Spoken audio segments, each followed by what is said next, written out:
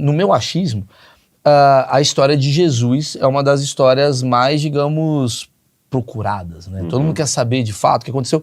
Você, com esse tanto de experiência que você tem, o que você tem para falar sobre a história de Jesus, assim? O que de fato foi verdade, o que de fato foi mentira? Jesus realmente existiu? Pena que, por eu não ter vindo de casa, eu não trouxe um livro para você que eu prometo que vou mandar. Por favor. O Ceticismo da Fé, que eu escrevi. O título até já... O Ceticismo da Fé. Muito forte. Eu tenho mais provas históricas e arqueológicas hoje sobre a existência de Jesus de Nazaré do que sobre Alexandre o Grande, Pitágoras. Já que eu falei Pitágoras, vou até pontuar aqui.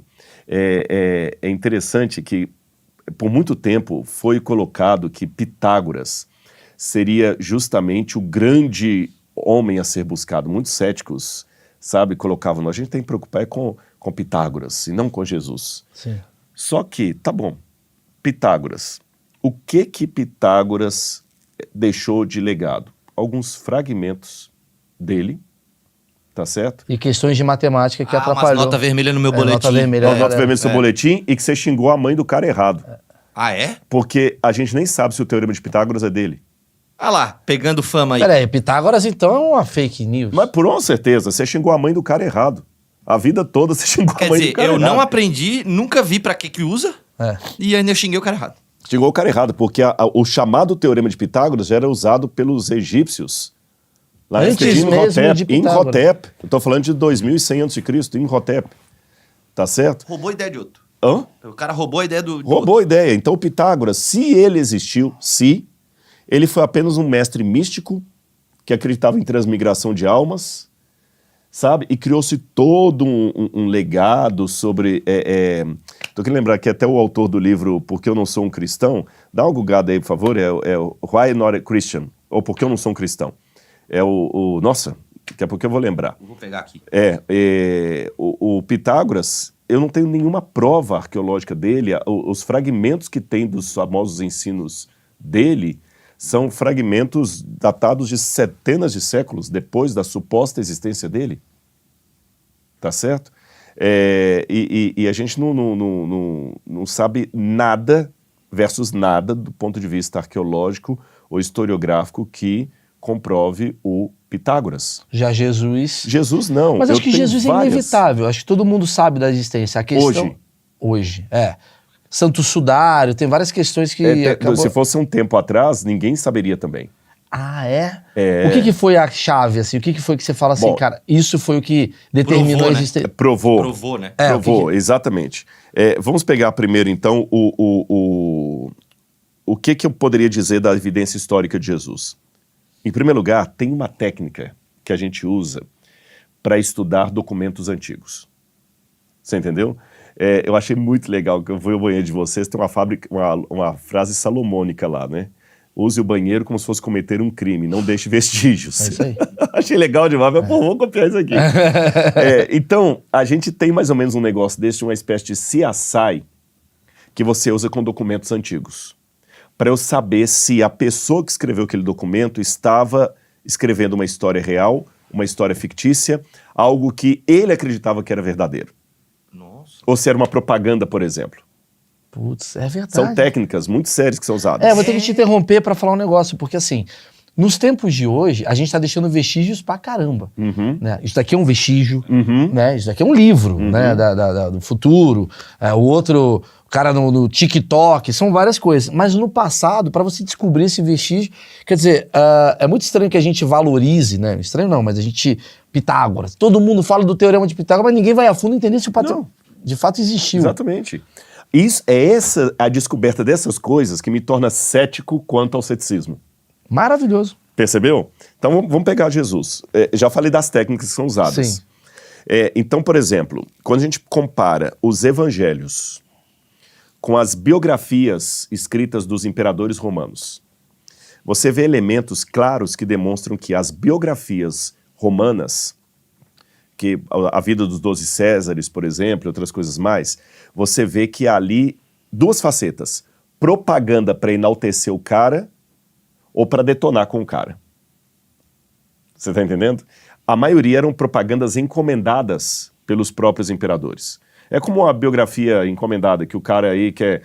olha, escreve uma biografia sobre o Obama, aí contrata um jornalista, o cara bota lá, e tem aquela biografia não autorizada. Que é aqui que a gente gosta. Que quer detonar. Tem as histórias ruins. E aí, como arqueólogo, eu vou tentar verificar, junto com os historiadores, o que há de procedência ou não disso.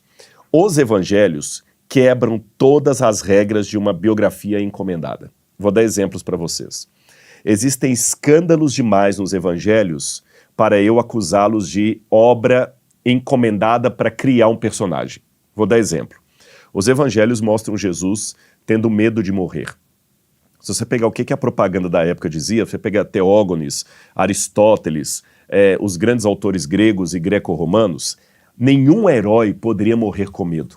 Uhum. Nenhum herói. Você tá certo? Você vê o Heitor, ele bate no peito, que é alegoria, né? Que é... Alegoria, ele não pode morrer com medo. Jesus demonstra medo. Pai, por que me deixaste? Por que me abandonaste? Afasta de mim esse cálice. É verdade, Peraí, não bate. Ele é um herói humanizado. É um herói humanizado. E hoje você pode falar de herói humanizado, sim, porque a gente está numa nova era. Se a gente estivesse fazendo esse programa aqui nos anos 80, 90... Você estaria com uma voz impostada, boa tarde, estamos agora recebendo aqui um cigarrão aqui, tudo e tal, tudo assim editado e tudo, não estaria descontraído, se errar, bateu, se derramar aqui, valeu. Sim. Essa informalidade de hoje não tinha nos anos 80. Então vamos pegar na época do primeiro século. Esses tipos de erro de mostrar o herói com medo não fazia sentido. Jesus conversa com mulher, pega a criança no colo, não fazia sentido, porque um homem de renome não falava com mulheres em público. O próprio Sócrates, quando está ali para tomar cicuta, no Fédon, quando conta a morte do Sócrates ali, por envenenamento, ele manda tirar as mulheres da sala. Ele não aceitava mulheres entre ele. Você vê Jesus com Maria Madalena entre o grupo. E a própria Bíblia tem alguns momentos, pelo que eu me lembro, que eles contavam os homens e falavam fora crianças. Fora mulheres e crianças. Exatamente. Ou seja, a vida de Jesus, ela quebra todos os paradigmas de um herói criado. Sim. Criado. Então, peraí, então uma coisa estranha nisso aí. Segundo, quando você pega... o meu primeiro doutorado foi sobre o Evangelho de Lucas. Eu trabalhei o texto grego de Lucas para descobrir uma fala de Jesus ali na hora da cruz. Minha tese toda foi sobre uma questão de vírgula. 600 páginas sobre uma vírgula, mas tudo bem. Isso é que é doutorado. Mas a gente descobre, ao fazer o doutorado, coisas que não são o que você está buscando, mas que você vai... Porque você tem que ler tudo sobre aquele assunto ali, você vai pegando coisa de periferia. E sabe o que eu descobri? O Evangelho de Lucas foi uma peça jurídica, provavelmente, foi uma peça jurídica escrita para a defesa do apóstolo Paulo em Roma, dividida em duas partes, o livro de Lucas e de Atos. E toda forma de descrever segue os critérios jurídicos de uma peça jurídica, como era na legislação romana. Uma defesa? Uma defesa. Então Lucas, tanto é que teve William Ramsay foi o maior especialista em história romana da Inglaterra. E ele era cético. E ele já estava de saco cheio de ouvir pessoas defendendo Bíblia. Ele falou, quer dizer, eu vou provar que esse negócio aqui é balela. Ele pegou um sabático e viajou por toda a Ásia Menor com um objetivo. Sabático, para quem não sabe, na academia você tira... Europa, Estados Unidos, Brasil não tem isso. Sim. Você tira um ano para ficar pesquisando e tudo mais e tendo seu salário depositado ali, mais um extra para fazer as pesquisas. Ele procurou provar que Lucas estava errado de A a Z, porque tinha muitas discrepâncias, por exemplo, entre uma forma que Lucas usava um termo técnico e uma forma como você encontrava aquele termo técnico em Cícero, ou Suetônio, Tácito. E depois de um ano investigando, William Ramsay descobriu que Lucas não cometeu um erro sequer. E quando ele percebia os achados arqueológicos de inscrições, estelas, documentos, ele percebeu que onde havia discrepância entre Lucas e Tácito, por exemplo, Lucas é que estava certo. Ou seja, o Lucas foi escrito para ser uma peça jurídica, documentada, analisada, sabe, CSI. Zero informal. Zero informal. Então você vê que é um negócio corrente. Porque tinha algo então muito forte. Outro elemento, existem pequenas contradições nos evangelhos. Eu vou voltar nessa do Lucas. Tá. Esse elemento corrobora uma tese da... Qual tese que você quer corroborar com isso? Tipo assim, que Jesus de fato era um ser... E que fez as coisas que fez. Porque são duas coisas que eu tenho que provar aqui. Primeiro, que Jesus existiu. Ok, já sabemos. Isso é beleza. E segundo, que ele era aquilo que falou. E por isso os textos mais jurídicos... Jurídicos, exatamente, são uma evidência disso. Entendi. Porque Tiradentes existiu. Entendi. Mas aquele Tiradentes do quadro, vestido de branco, com o cabelo grande, a barba aqui, aquele Já é uma Tiradentes não alegoria. existiu. Interpretação do cara. Em alemão eles têm até uma diferença. Eles falam em alemão Historier e Geschichter. Não tem tradução para Geschichter em português. Historisch foi aquele que existiu mesmo, histórico. Sim. E o Geschichter é um historial, uma coisa assim. Uma caricatura do que... Uma caricatura, um romanceamento. É o Tiradentes do quadro lá. Entendi, que o cara pintou para parecer Jesus, aquela coisa. Embora Jesus tenha várias formas, não sei o quê, quando você estuda, como é o seu caso... O Jesus do Evangelho é histórico. É histórico. É histórico. Então estou mostrando algumas evidências aqui. As contradições dos evangelhos. E tem mesmo. Tem um evangelho que fala que Jesus estava entrando em Jericó quando ele curou o cego. Aí o outro evangelista fala que ele estava saindo de Jericó. Peraí, ele estava entrando, estava saindo. O Rodrigo teve uma diarreia quando ele começou o podcast, quando ele terminou o podcast. Sim. Aí você vai para o mundo jurídico, tem uma coisa interessante. E se tiver advogado assistindo a gente, ou jurista, ele vai concordar com o que eu estou falando, pode até deixar nos comentários aí. Se 2 ou 3 testemunhas contam a mesma coisa sem errar uma vírgula, o promotor fala assim, elas foram orientadas. Elas não estão sendo espontâneas. Tá. Porque o espontâneo é você equivocar num detalhe que vai diferir de outra testemunha ocular. Ainda mais num livro escrito por tanta gente. Exatamente, tantos anos, né? Exatamente. Então você tem que ter pequenas discrepâncias na periferia e você tem que ter congruência no elemento central. Claro. Aí eu sei que o depoimento é verdadeiro. Senão está combinado entre as partes. Exatamente. Você mesmo falou que, olha, eu tive aqui um dos primeiros achismos aqui, eu entrevistei o padre, como é que era o nome do padre, tudo e tal.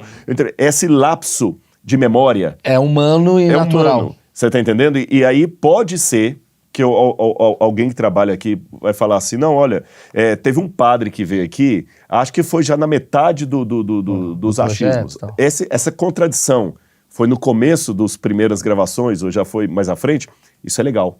Demonstra que é espontâneo. Sim.